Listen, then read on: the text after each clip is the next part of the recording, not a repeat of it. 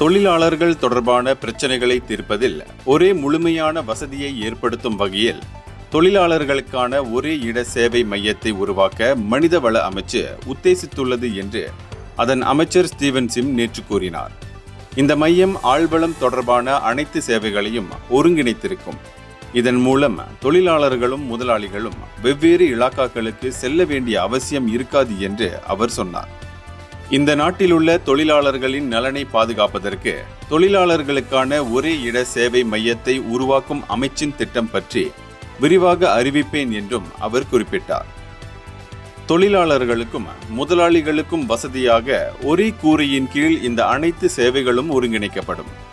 ஆகவே தொழிலாளர்கள் தொடர்பாக பிரச்சனை இருந்தால் அவர்கள் நேரடியாக இந்த மையத்திற்கு சென்று உரிய நடவடிக்கை எடுக்கலாம் என்றும் அவர் சொன்னார்.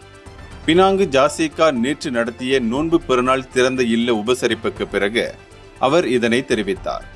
இதில் பினாங்கு முதல்வர் சவுகன்யோ, பினாங்கு ஜாசிகா உதவி தலைவர் ஜைரில் கிர் ஜொஹாரி, ஜாசிகா ஆலோசகர் லிம் குவான் எங் ஆகியோரும் கலந்து கொண்டனர்.